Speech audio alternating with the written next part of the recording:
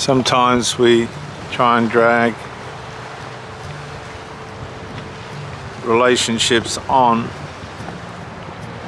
well after their use by date. When the abuse comes in, when the trouble starts to surface, when the negligence arises. I was speaking to a man today. He came over, just giving him some advice and helping him. He is trying to find his way out of a very bad incident, a very bad accident. Had a terrible accident. Actually, he was climbing up a cliff after rock fishing, taking the track, slipped and fell all the way to the bottom of the cliff. He had to get helicopter rescued off the rock face. 15 broken bones, he said. He had 15 broken bones. Showed me all the scars. And then we got into his relationship a bit. And because he wasn't able to find himself back into the workforce, I said, well, you need to focus on yourself. What's your relationship like with your partner? I saw the lady there, little Thai lady. I thought, oh well, that could mean anything. I don't know what that means, but it could mean anything. And there was drugs involved, there was gambling involved, there was lying involved, a lot of money wasted, he said. It was a situationship, he called it, a situationship, not a relationship. And I said, well, you're wasting your time and you're wasting her time, or is she just wasting your time? A lot of this we don't know, we don't realize. Some of us are so easily seduced. Sex has a way of seducing us, a way of taking us captive. People know how to try and instill this seduction over people by offering sex and all the things that come with it. The problem for a lot of these people is if you're aware of that going on, then it hamstrings that strategy for them. You'll start to identify that there's more than just a normal relationship going on. The motives aren't right. The motives are less than desirable,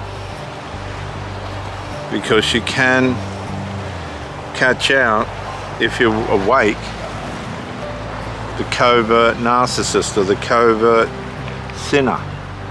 You can catch them out. It's not all that hard if you're awake,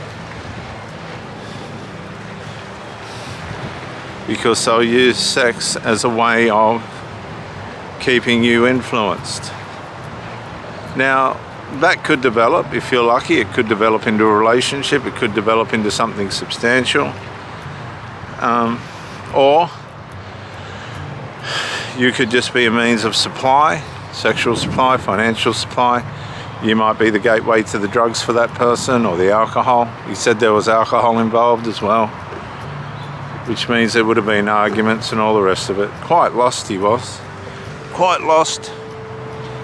I said, well, you need to micro-incrementally work your way out of the things that are bringing you down. Now, it's easy to say, but when these people are addicted and everything, it's going to be hard for them to let go of the things that are giving them a sense of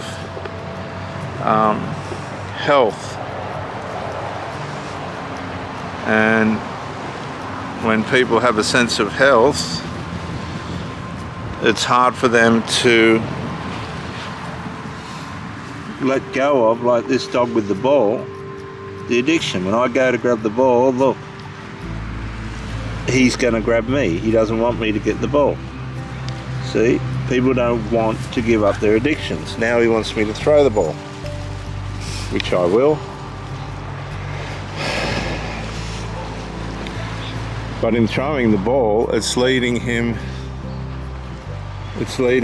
to these.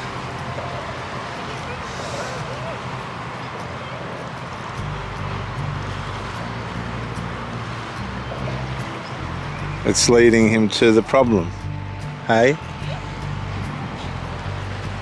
And so you can throw the ball for these people. Come on, Hank. Come on, mate. You can throw the ball. Come on, mate. No, no, no, no, no, no, no, no, no. Shh. Shh. Come on. Come on. You can throw the ball for these. Now he's enmeshed himself with somebody else. And hey, hang on, viewers. Yeah, he's having a rest. Watch he don't trip you over, he's a menace. That's what I'm just watching out for. Hank. Hank. He's lovely. How old is he? He's 1 year old. Oh. You don't live in that Just tent. a baby. Hmm? You don't live in that Oh tent. no. I didn't even notice it. No, my husband's sitting on that seat up there. He didn't want to walk any further. Oh, it's and I lovely said, here, isn't I'll it? go to the end. And Yeah, it's lovely here. Yeah. Are you Scottish? Northern Ireland. Northern Ireland. You wouldn't know yourself here. But I've been here a long time. Yeah, isn't it lovely? I came in 72, but we've lived here in Gosford for 10 years. Oh, I've lived here all my life. I wouldn't live anywhere else. It's just heaven. Isn't it lovely?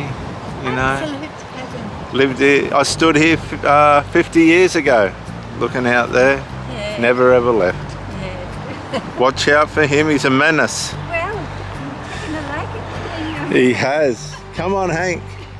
Nice to meet you. Yeah.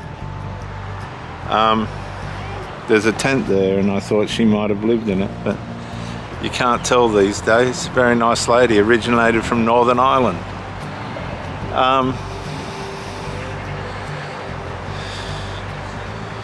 So there's alcohol involved, which is more of a problem, more money. All these things cost money. Lots of money. And when the money starts to run out, guess what? There's more stress. So the things that are trying to fix the problem become the problem. These houses, these families that are Google doctors, they're Google doctors. They just Google, you know, what's that thing on my foot? What's it mean if you have a lump on your ankle? They'll Google it. What does a headache mean? They'll Google it. Now the dog wants to protect his drug, which is the ball. Oh, don't touch my ball.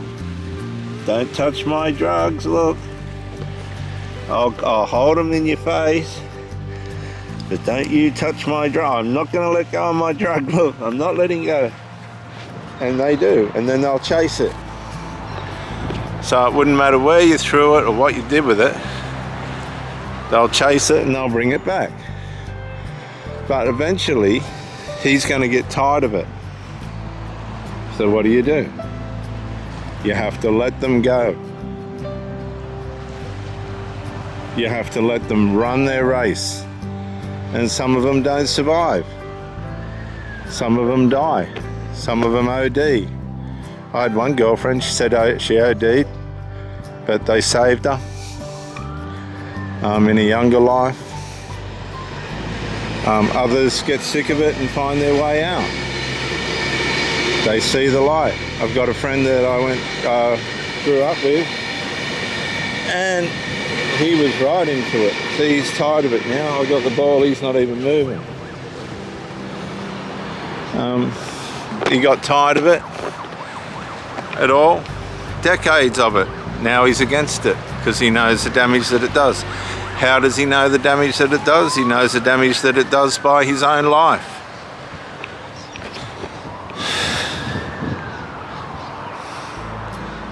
He knows the damage that it does by what it done to him. So do you know the damage that your habits are doing to you? Are you willing to say, look, I've had enough, I don't want to do this anymore? Are you willing to say, look, I will bit by bit escape this and turn my life around, micro-incrementally, until I'm better? Because you know what? It's absolutely and totally up to you what you're going to do. And you can turn your life around bit by bit. Bit by bit. But it's completely up to you when you've had enough. I know from the ministry, when I was an evangelist and used to go to the boys' home and all that stuff, we used to just let them run their course. And some of the most wonderful turnarounds and life-changing experiences come when the person personally finally realized that there was a better way. They had a personal revelation, and from that point on, they turned their life around.